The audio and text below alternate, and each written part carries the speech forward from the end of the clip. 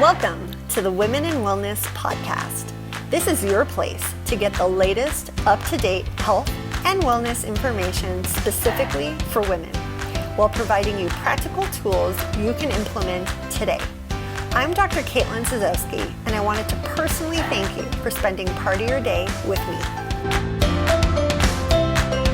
Hello, Women in Wellness Tribe. It's Dr. Caitlin, and I am answering your guys' question for having somebody come on and talk about kids. So how do we make changes with our kids when it might come to nutrition or habits, so that lifelong they can have a healthier, happier lifestyle? And we're going to talk about all sorts of age ranges, not coming from me. I can talk about, my friends' kids and my nieces and that. But today I have Elissa Arnheim on with me today, and we're going to talk about how to give moms the ability to give their children lifelong confidence and control over their health and behavior, one strategic, personalized, and loving step at a time. I love it.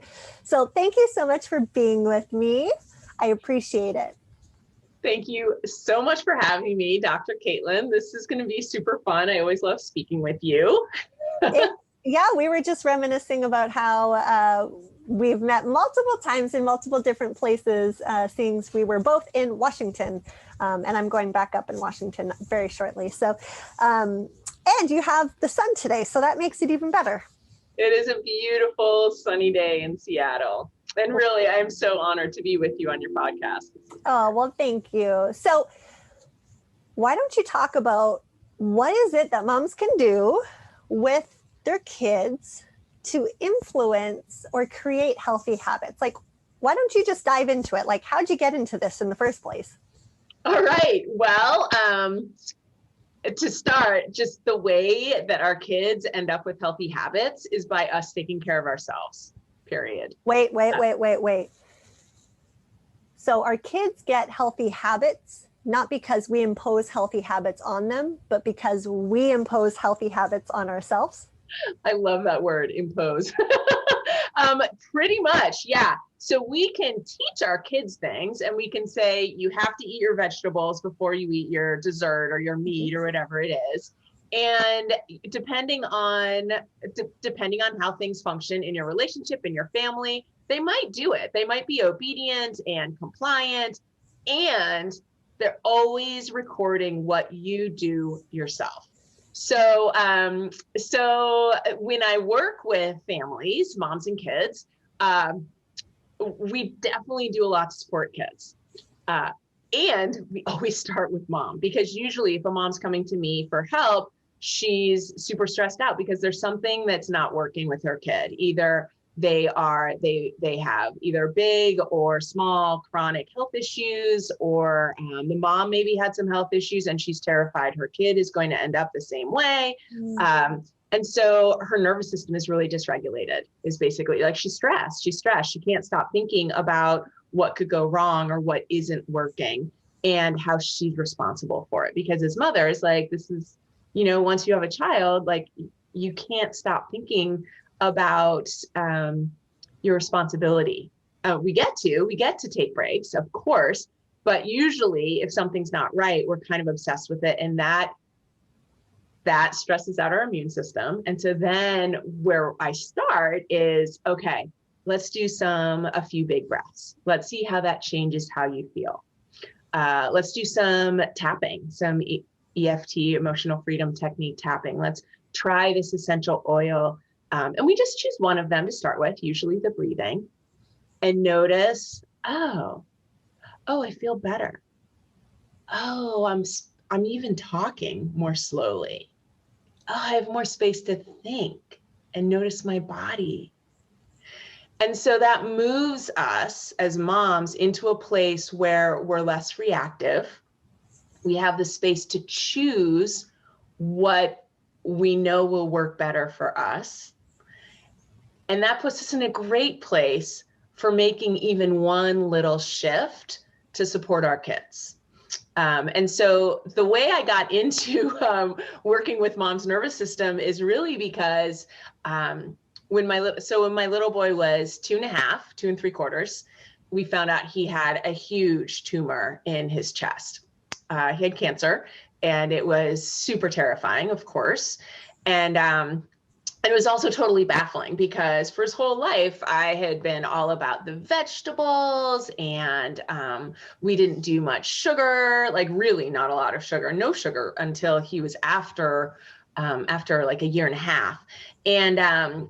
And I really thought that eating lots of vegetables were the holy grail of health. And I had started a business coaching moms who wanted their babies to fall in love with eating vegetables. And then here I was with a child who had cancer. And I had just started learning about the gut, about our amazing gut microbiome, and how eating fermented vegetables was bringing in more of these wonderful health supporting microbes.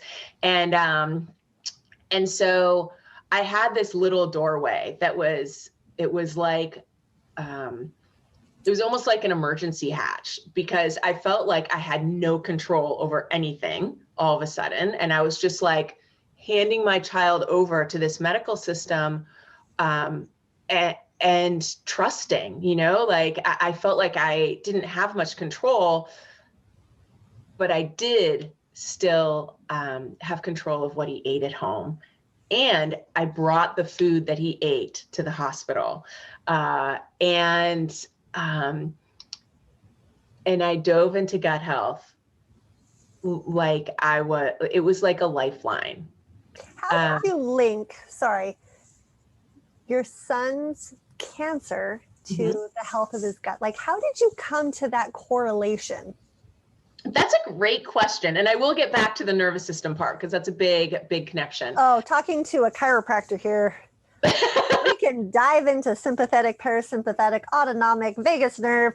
But I don't think that would be as impactful as some of the things that you mentioned to me that you wanted to share. But we should definitely talk about the nervous system, 100%. Okay, so we'll get back to that connection. So my very rudimentary understanding of gut health at that point was that our gut is connected to our immune system. And when we fill our gut with food, when we choose what food we put in our bellies, we are choosing to feed either beneficial, helpful, friendly bacteria that support our immune system, support our hormones, support our brain and neurotransmitters and nervous system, or we're choosing to feed some microbes that are super greedy. Like I love to describe it as like there's a party in your gut. And some of the party goers, some of the microbes, they show up at the party with a dish to share, and they're the ones that are in the kitchen with you, cleaning the dishes, and they chat with all of the guests. They love to interact and make friends and set up play dates and support each other. And then there are the other party goers that are like, they show up and they don't bring anything to share. They eat all the food. They leave messy things everywhere. They don't clean up, and they trash your house. Fights. And then they even try and they don't leave when they're supposed to leave, and they start fights. Yeah, and they love junk food. They love sugar. They love junk food. And I'm not extrapolating to people, of course, but in this metaphor of our gut, that's what the kind of pathogenic microbes like. And the friendly and helpful microbes in our bellies, they love vegetables. In fact, one of the reasons that eating fermented vegetables is such a natural support for these friendly assemblages of bacteria in our belly is because those vegetables are fermented by the action of little bacteria that love eating vegetables, and they produce acid, and they keep eating vegetables. They produce more acid, and so then you get that awesome sour flavor. And there are a few more steps involved there. But then when they land in your belly, they want more vegetables. That's their favorite food. And so they actually start communicating with your brain and calling up, more vegetables, eat that cabbage, eat that carrot. We want the vegetables. And if you eat lots of junk and sugar, you're basically expanding the population of the partygoers, the not so fun partygoers that are messy and greedy, and you're expanding their population. And so then their call for their favorite foods is getting louder and louder and louder. And they're calling up to the brain, eat the brownies, get out of bed and get more sugar. You got to have the dessert, get the chips, right? And the more of them they are, the louder that message. And so we think that our body is craving something, but it's not really our body. It's just what's in our belly and the loudest message going to our brain. So we can change that. So anyway, that's my little metaphor. I love it. That's going on in the belly. Such a great metaphor, and it gives a really nice visual, because I'm sure everyone's been to that type of party, or they've had that happen to them in their house. And so, you know, we really want to cultivate the friendships that are going to be supportive versus destructive, which is exactly what's happening in our gut. And I think what's really important, I'm pretty sure I've shared this before, women, we are more bacteria and virus than we are human cells. So we're either going to have more healthy, happy bacteria, or we're going to have more destructive, angry bacteria. And when our bacteria is angry, we're not going to be so happy. So wonderful. So before we jump off, and I'm sure we're going to come back to ferments because I love ferments. How do you get people to eating fermented foods when they're like, oh, I don't like it. It's too vinegary. It's too whatever. Do you have any tips or tricks, especially with getting kids to eat it? Because it can be a very strong flavor if you're not used to it. Yeah. But the more you eat it, the more you expose yourself, the easier to consume. Yeah, this is one of my very, very, very favorite things to share and talk about. And I actually have a free download on my website, healthyguthappychild.com, where you just hit the orange bar at the top, and it tells you, this download tells you exactly the steps to take. You have options. You can choose the one that works best for you. If you want to be sneaky about it, if that might work better for you. If you want to be like straightforward, no matter how you do it, it's totally ninja, because once you start getting those little microbes into your child, even if they just put it in their mouth and then spit it out, you're making a connection to your child's brain. And your child's brain instantly recognizes, oh, this is really good for me. I want more of that. And so this is baffling to the kid, and you'll see it on their face. This happens over and over again, where they take a bite and it's an unfamiliar sour flavor and they spit it out. And you can do this with babies also. Not really young babies. I wouldn't do that. Older, beyond 6-9 months at least. And although if you're eating lots of fermented vegetables and breastfeeding, you're sharing your fantastic microbes with your baby. So when you give a kid a taste of this sour thing, they might pucker up and spit it out. And then what usually happens is they ask for more. It might be right after they spit it out. It might be the next day, or you might do it for a week, where you just all sit down together at the dinner table, and everyone at the table, including the adults, because remember, our model is what they're really, what is the most important cue for your kids. Everyone puts some sauerkraut in their mouth, and everyone is allowed to spit it out on their plate if they want to. Okay, so this is attractive for a few reasons. Primarily because what kid doesn't want to spit at the dinner table, right? Bonus, oh my gosh, I get to spit at the dinner table. Sure, I'll put that in my mouth. But then if you do that every night for 2 weeks, by the end of those 2 weeks, you're going to notice that your kids are probably just chewing it and swallowing it, because there's a deeper hunger for more of those beneficial bacteria, because every system in their body is going to benefit from it. And their brain knows it and is short circuiting all of those other messages that might be, oh, weird food, weird texture, too sour. And the more you put it in your body, the louder that call is, like we already talked about. Okay, So, I got a question about the spitting out thing, because that is completely against anything that most parents do, especially when bringing up kids, right? Like, nope, you eat what's on your plate. You don't have to eat more. Because I do have a lot of friends and family members who go, you have to try a little bit of everything, and they'll only give them, like, let's say one bite of a funny vegetable that they're like, I don't think my kids will like it, but they're going to have to eat it anyway, like one bite. yeah, I Well, love that. Will spitting it out, though, almost create like a fun habit that they just continue to do it regardless of whether or not they're like, that brain's telling them, oh, this is really good. You know, we want more, we want more. Versus, like, I'm thinking boys specifically. So this is the way you do it. You actually just introduce it as an experiment or as a new thing that we're going to do. You put borders, you put boundaries on it. Okay. And so this is something that, I specialize in gut health and helping moms with their kids' behavior and their physical health, and really instilling in them like confidence from the inside out, so that they can live fully into their lives, into who they are, all of that. I'm gonna just branch out a little bit to talk about setting boundaries. And I think this is a little bit lost right now in our culture, because what I see really frequently is moms wanting their kids to like them.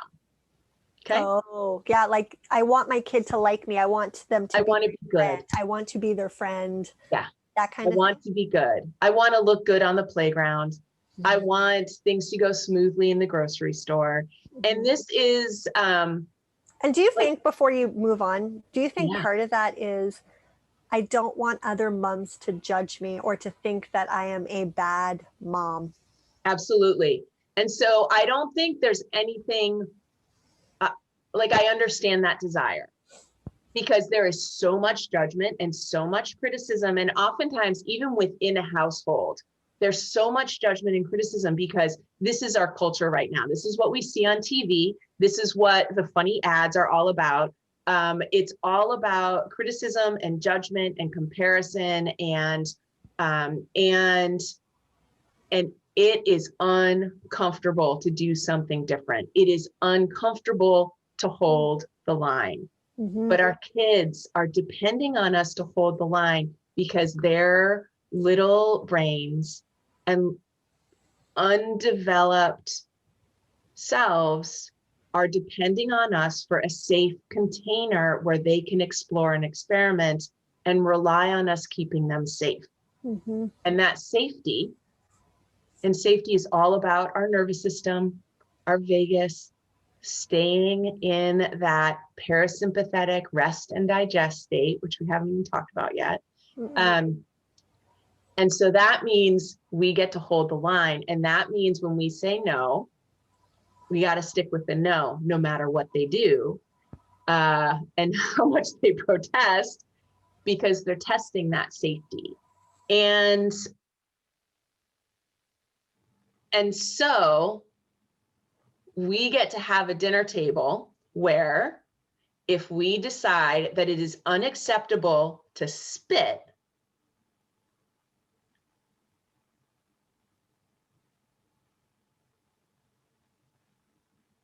all right, so if we decide we're going to have a dinner table where it's unacceptable to spit things out that we don't like, trying a mushroom. No, you don't get to spit that out on the dinner table, at the dinner table. That's rude. But then we get to introduce, hey, we are going to do an experiment. And for this special experiment, it's okay for you to spit out the sauerkraut. It's part of how it works. Do they have to spit it out? You don't have to spit it out, but if you want to, you can, because we have another goal. And I don't have to explain this goal to you, because I'm the mom, because I'm the alpha of this pack, right? And I set the boundaries. I establish the rules. They are not arbitrary. Mm-hmm. My whole purpose is to take care of you and raise a confident being who knows themselves, who knows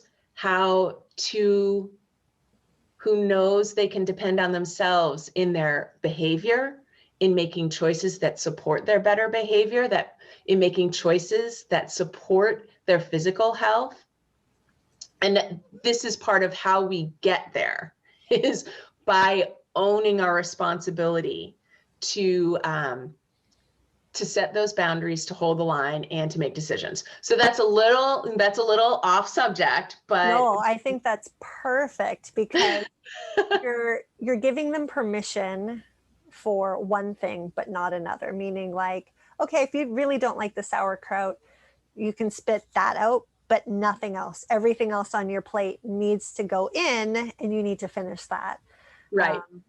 Because this sauerkraut experiment, we're going in a different direction with this, because this is something that that we build up to, because we are changing your brain, we're changing your sense of taste, we're changing your whole body's attraction and awareness and comfort and familiarity with this thing that is ultimately really going to serve you for the rest of your life. And that's really all that I do, is help moms like make one little change and just get that one little change into their everyday regular habits, so nobody even thinks about it.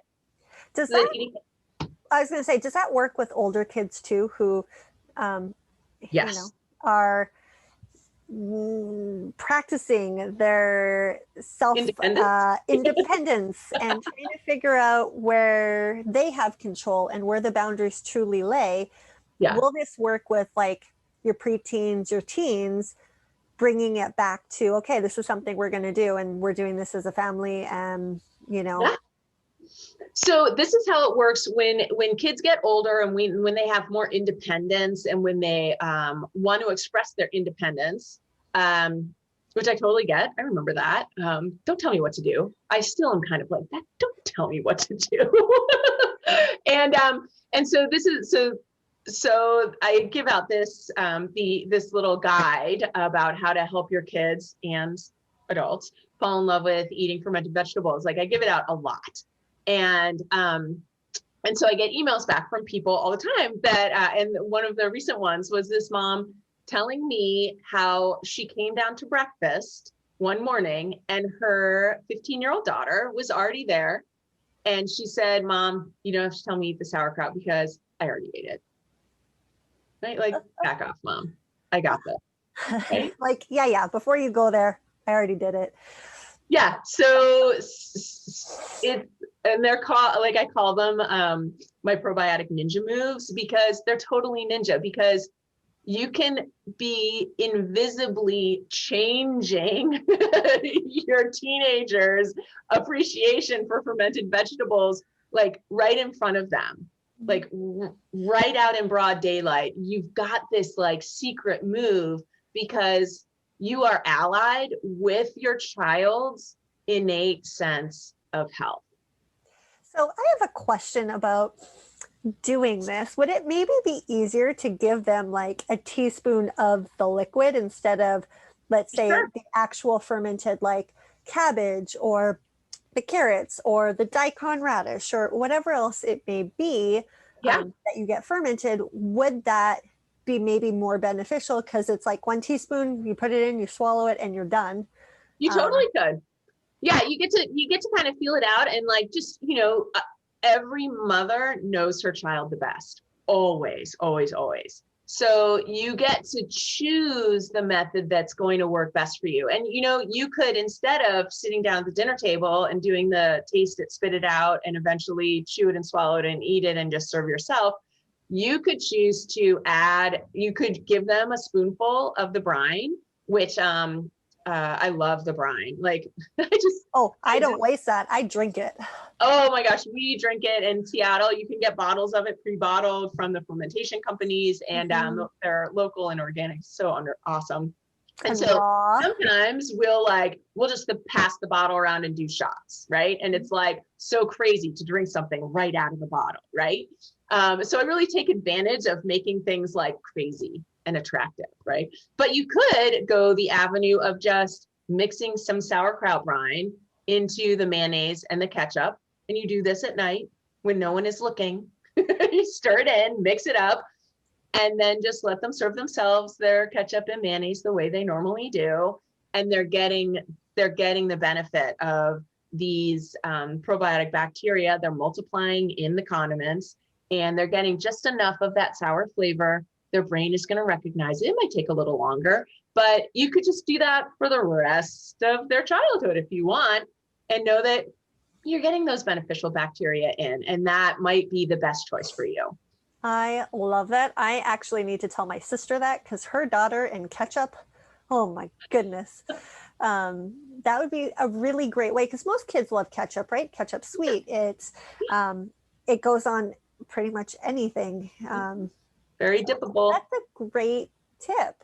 Do you have any suggestions when looking at ferments? Like, what should you look for before buying the ferment? Like, what makes a ferment really, really healthy? Okay, so first of all, you want to make sure that it is truly fermented. So that means it says it is raw, it is live, fermented, and you find it in a refrigerated section. So often you can't get it in the shelves? Oh no, because these are live bacteria. If they were sitting on a shelf, they would be dead, or the jar would have exploded. Vinegar pickles are tasty, but they don't have live bacteria in there, because the vinegar would kill. The vinegar and the pasteurization is designed to kill the bacteria, right? So, and we want the live bacteria. We want a jar full of live bacteria, which sounds totally crazy if it's a new concept. And these are the good bacteria. Like you said, we are mostly bacteria and fungi and viruses. That's what we mostly are. We are a giant concert of community, and we just wouldn't exist without it.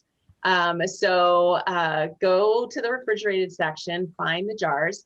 I prefer, because these are acidic foods, I prefer glass jars to plastic, because the acids will mobilize some of the plastic chemicals, and we're all having a lot of challenges with BPAs,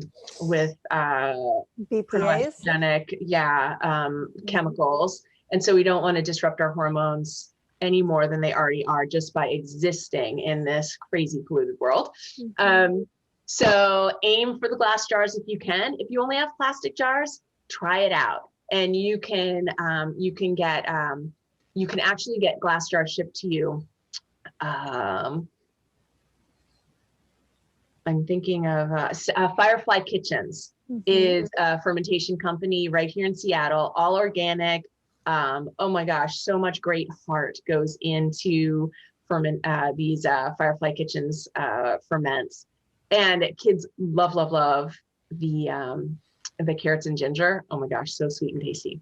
In any case, you can have them shipped directly to your house, and probably other varieties as well. So look for organic, look for glass jars, and definitely raw, fermented, live. I love it.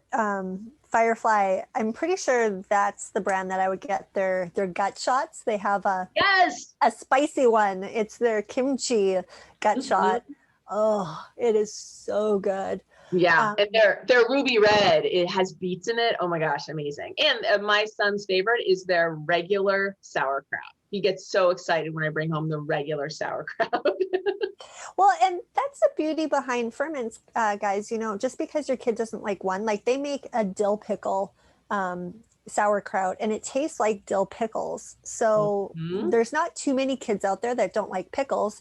But there's beets, there's pickled carrots, there's pickled onions.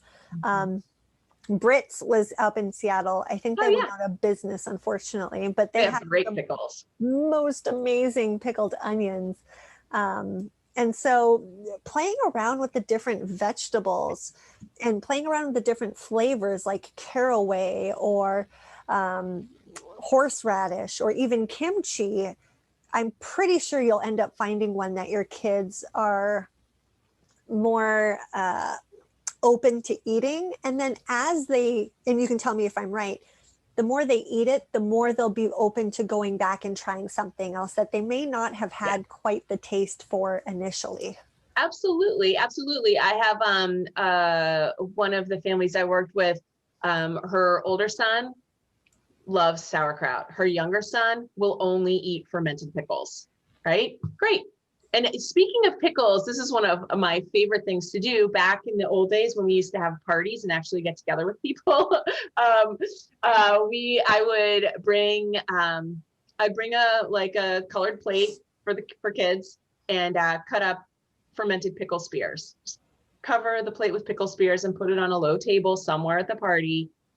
And all of these kids who did not eat ferments at home, they would eat them all. Mm-hmm. They would be gone in just a few minutes. So I think there's definitely merit and functionality in just sitting down at the table and saying, this is what we eat.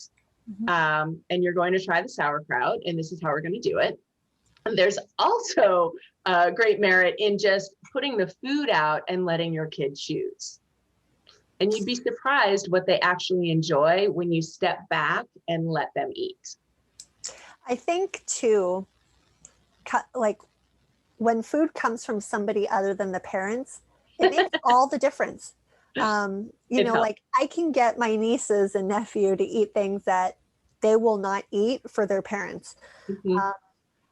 But I think it's because it's the novelty. I'm the aunt, you know, and they think that I'm giving them like all of these special things, which I'm giving them really healthy, amazing food.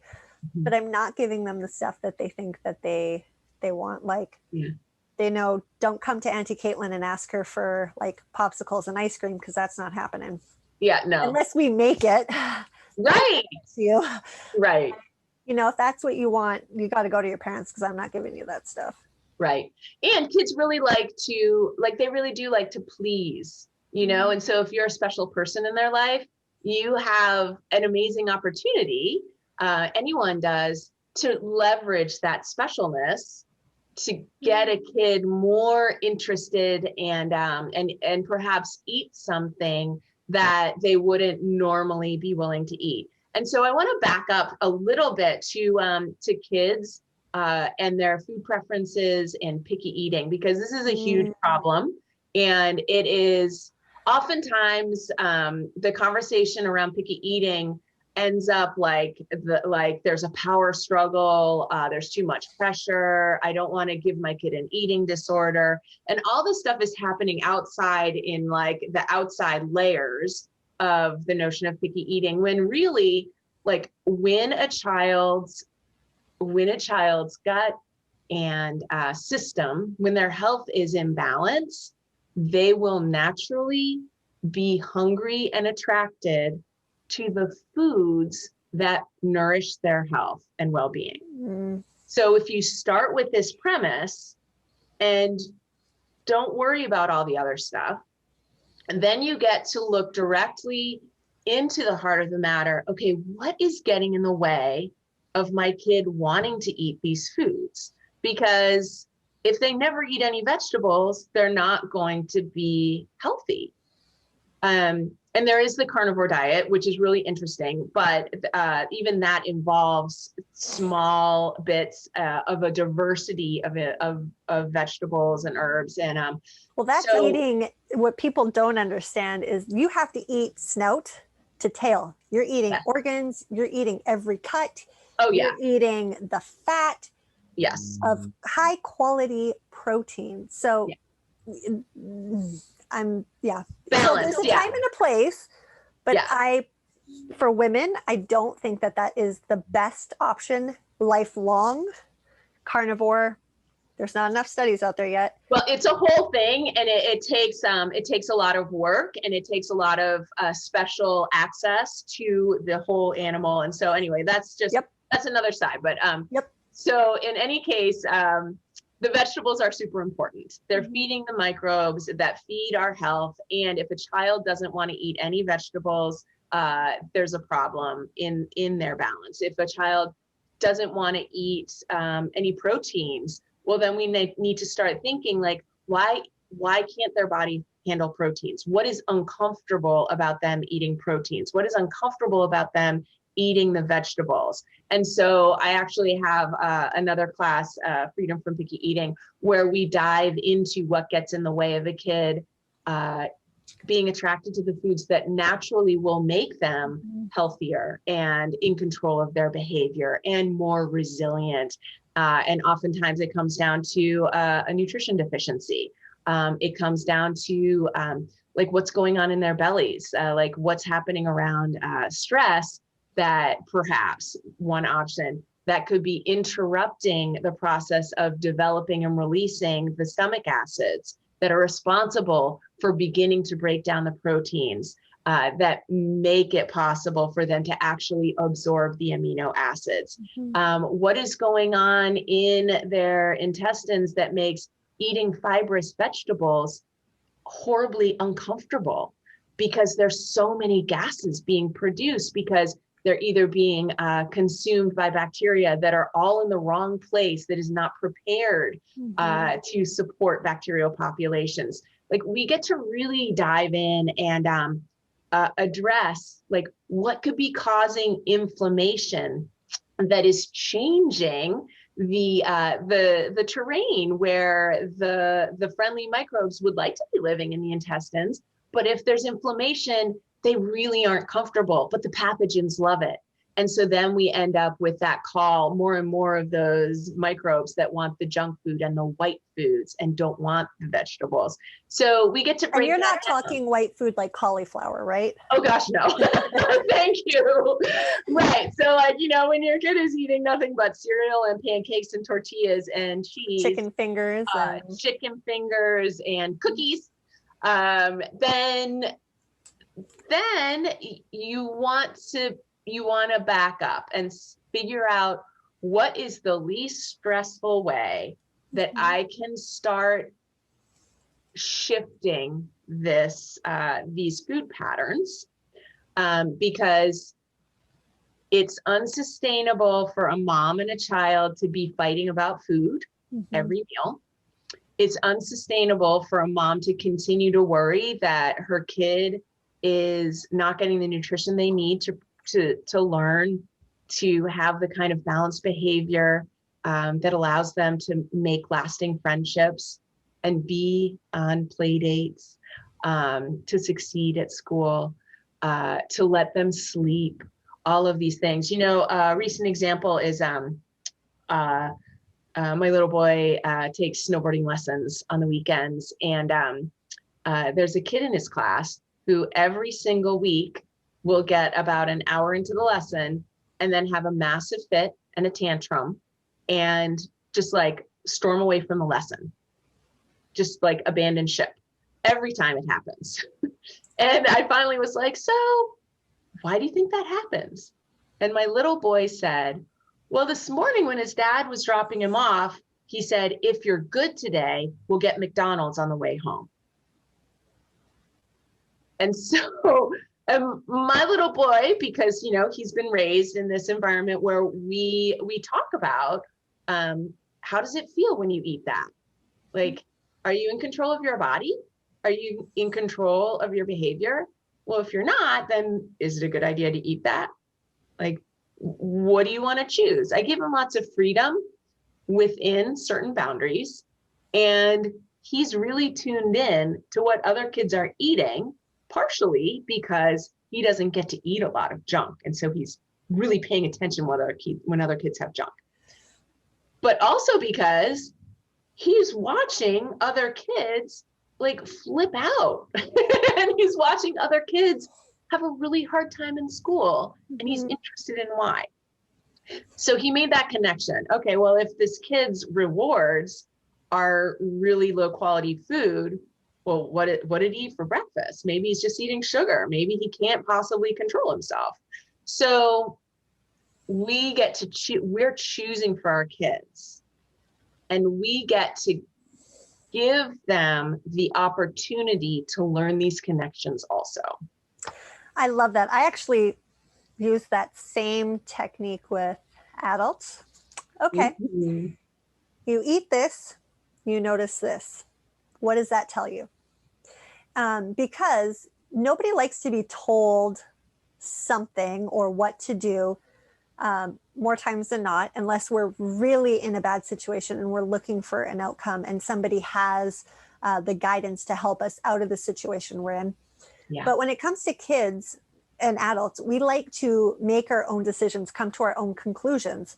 Yeah. Now, with that being said, what happens if you do that and your kid chooses the outcome that you don't want them to choose? So let's say you asked your son that, like, oh, you ate McDonald's, you felt like this. What does that tell you? It tells me that McDonald's makes me sick, but I still want to eat it because it tastes good. Right. Because there's addiction. Yeah. How would you handle that then? Like, what do you do at that point when it's like, okay, you're not really connecting the dots, or if you are, you're still choosing the I don't want to say wrong option because of that imbalance and sugar craving and everything else that goes into it. Yeah. How do you correct that? So for me, this isn't just for kids, this is for adults too. Oh, right? Yeah. Yeah. Like adults make the wrong decisions because it tastes good or it's convenient or whatever it may be. So we make poor decisions oftentimes as adults because we're super stressed and we just want to feel better. Okay. And the poor decision, the decision with the poor outcome might be eating something that makes us feel crappy, but that is really great at the time. Like, I think I'm going to have that whole bottle of wine instead of a glass because I need to escape. And I'm not criticizing any of these things. That's the thing. We get to make any decision we want. I think we've all been there. Right. And we get to, but then we get to own the result of it and decide, do I want to keep doing this? You know, do we want to like eat the sugar and just feel better? Do we want to eat do we want to let our kids have the cake at the party because because we decide we're not going to bring a substitute or something like that, you know? And you don't want your kid to feel left out. You don't want other kids to judge your kid. You don't want other parents to judge us. Like, it's just a piece of cake. It's just a piece of pizza or whatever the thing is. We don't want to feel uncomfortable. Okay. But then it might get to a point where the discomfort of watching our kid walk out of their snowboard lessons every single week and not get better at snowboarding when that's really what they want to do, like, that becomes painful. And if we don't know what other options we have, it's just freaking painful. It's horribly painful. But if we have another option, at some point, we might become compelled to try another way that might also be painful, but lead to less pain, lead to something better for our kids. And so, you know, this is making me think of when our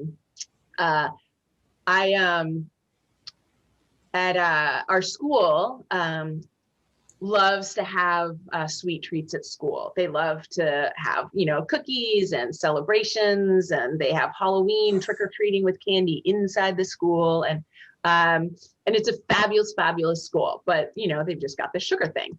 And so then it made me really anxious. At first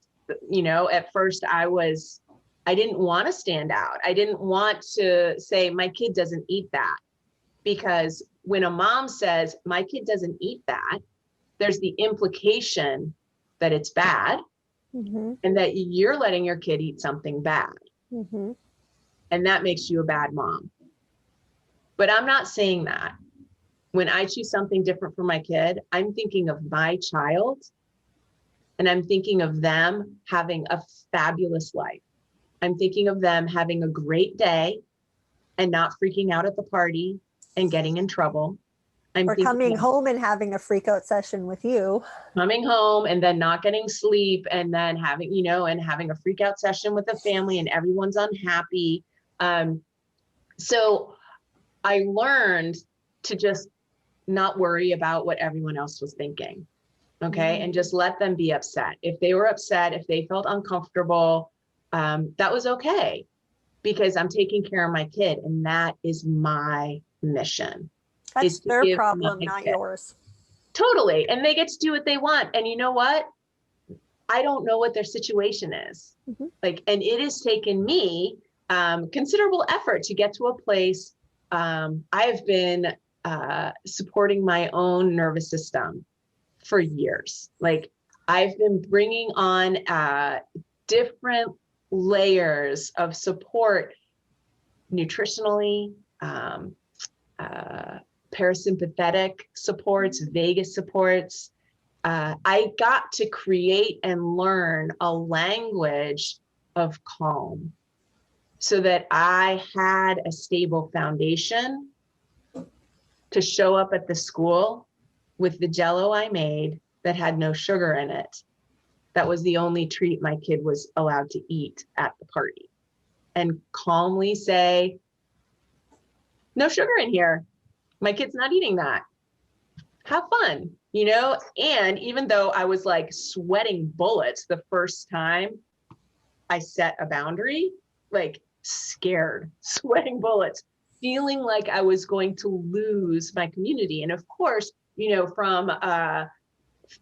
from like a species historical perspective, humans are not, we are not solo creatures. We are community creatures. Mm-hmm. So risking alienating our community is like risking death.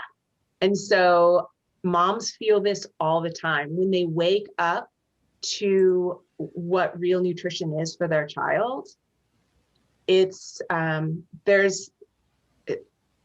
it's frightening because it's very, very different from what everyone else does. And we do not want to be alone. Oh gosh, so, that goes with everything. Yeah.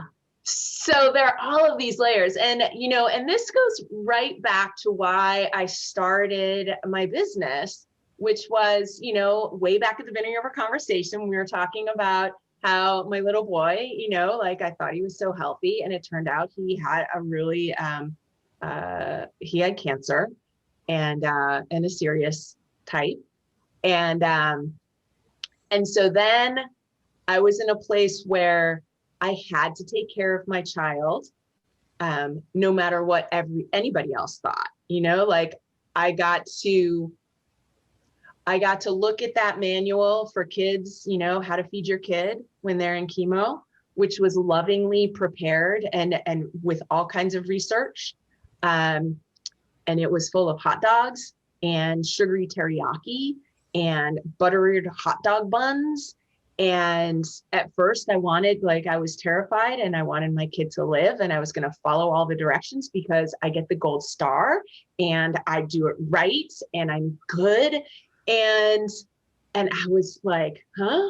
And at that time we just figured out my kid couldn't eat gluten without a major intestinal reaction for 9 days. So we were getting the gluten-free buns. And he didn't eat dairy. He got a rash from dairy, and we knew that for years. And so I was not going to add extra cream to his milkshake, but I was going to pull in some coconut products. And then one day, just like a week into this, my little boy, my sweet little veggie loving boy said, Mommy, can I just have some kale and onions? And I was like, oh my gosh, yes, yes. And I took that manual and I put it in a cabinet, and we got back to our regular food, and I recorded every single day, everything he ate. I kept track of how much protein, how many grams of fat. And every week we went back and he got weighed, and they said, he gained his weight back this time, but he's going to have a feeding tube, because that's what happens with kids. Kids this little, like they just can't eat enough to regain their weight. And I thanked them every week. And in my mind, I was like, no freaking way am I giving away control of what you put in my child. Like, I don't want those bottles of chemicals getting pumped into a tube that goes into his belly. And it's already hard enough for him to lose his hair, to not get to go to preschool. So we're not going to have that thing taped on his face. Thank you very much, unless it truly is an emergency. And this is not to discredit anyone that does this or has this, or, the goal. Our medical system is, they're all there to help people live, right? And I'm so, so, so grateful to everyone that took care of my child. And every week he gained his weight back. Every week they were surprised. And then finally they stopped asking. And so this is something that I got to do, which was going against the grain. Okay. And every mom gets to do this. And if it's a life or death situation, then it is fear. It is terror that will propel us through that wall of other people's perceptions. And we will do anything. And sometimes it doesn't feel so urgent. And so then we get to take really good care of ourselves, to give ourselves the space and the confidence, which often comes with being in a community of like-minded women. Having company really helps. And then we get to slowly, bit by bit, change a little habit. Let that settle into our everyday routine so that it's normal. And then we get to take on another little bitty change in the food, in how we go to bed, what we do first thing in the morning, and it all adds up.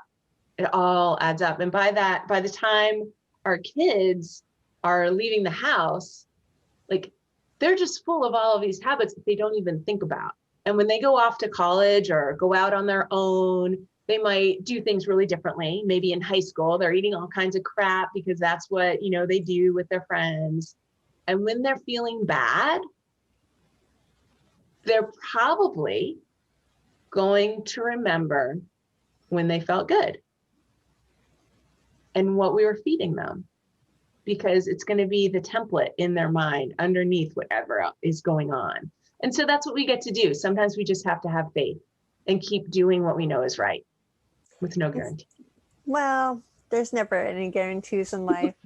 But really what you're saying is it's never too late. So if you yourself don't like ferments, or you're having lack of energy, or maybe your immune system is pretty low because you always get sick, whatever's going around, you get it 3 times over, or your hormones are out of whack, got to go back to gut, because the gut controls everything, guys. Like, yes. Your gut is your second brain. That's what they call it. And give yourself permission to put the sauerkraut in your mouth and spit it out, but do it every single day. And if you do that with your teenagers, eventually over time, you'll be creating a healthier, happier gut, which will ultimately transform your entire being. Absolutely. Is that what you're saying? That is what I'm saying. That is what I'm saying. So before I have you tell my tribe where they can find you, I want to ask you a few fun questions. Okay. What is your favorite beverage? Oh, my favorite beverage. Water. Water is my favorite beverage, if I have to choose only one. But I actually really also love making a smoothie of avocado and some white miso and cilantro, super awesome detoxifier, and lemon, such a great balancer, and some water, and blend it all up. It's sometimes I put spirulina in it too. That could be my runner-up favorite beverage. But I also like sauerkraut brine shots. And yeah. How about your favorite food? If you could only have one meal, what would it be? One meal. I think my favorite food is carrots. My favorite meal would be probably just like a really good mixed salad of all different colors and flavors with like some sort of like maybe some like ground meat sprinkled on top and a like bunch of olive oil or something like that. Maybe a little apple cider vinegar on there. Yep. Sounds yummy. What is your pick-me-up go-to song that like just gets you going, ready for the day, jamming out? Oh, that is great. This is kind of a silly song from quite a few years ago. What is it? I love Shakira. I love Oh, Shakira. And she sang that song for the movie with the bunny, Try Everything, with all the animals. What is the name it's of not the that? hips don't lie one. It's No, it's from like 5 years ago. I could sing it, but I can't really sing. Try Shakira, Everything. guys. Look it up. Try Everything by Shakira. And then last question. What is on your nightside bed table? Oh, my goodness. I love that question. So my bedside table, I love to keep it clear because I like that calm, and it has a picture of a little painting of a cute little owl face that my mom painted. And but in my drawer, I have my Huga book light, which is it's an amber book light, so it doesn't turn on our daytime melatonin No colors. blue light. Yep, no daylight. And I also have my my little charger for my Aura ring, and that's pretty much it. Oh, I have some headphones in there too. Sometimes I listen to a meditation on my bed. Very nice.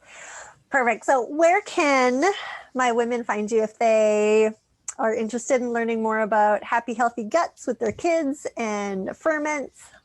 Yeah, you can find me at healthyguthappychild.com. And yeah, if you want healthy, happy guts for yourself, for your kiddos, if you want good sleep, lots of community, come on over. Perfect. And guys, as always, that's going to be in the show notes. So make sure that you check it out. Get ferments into you guys. I've been talking about this for years. If you don't like it initially, keep trying. Do it every single day. And Elissa said, it will get easier. It will get easier, and life gets amazing when you finally get some balance with your kiddo and yourself. It's Perfect. so good. Thank you so much, Dr. Caitlin. You're amazing. This has been so fun. It's been a great conversation, and I love the topic of getting people to eat more ferments and creating balance in their gut. So thank you for all that you do. And ladies, I will see you next time on the Women in Wellness with Dr. Caitlin. I hope you enjoyed this episode of Women in Wellness as much as I did. If you did, please leave a review and a rating so that others can also benefit from the information being shared. Make sure to subscribe as new content is released on Women in Wellness Wednesdays. And if you want to connect with us, go online to womeninwellness.com. That's women, the letter N, wellness.com. I look forward to seeing you next time.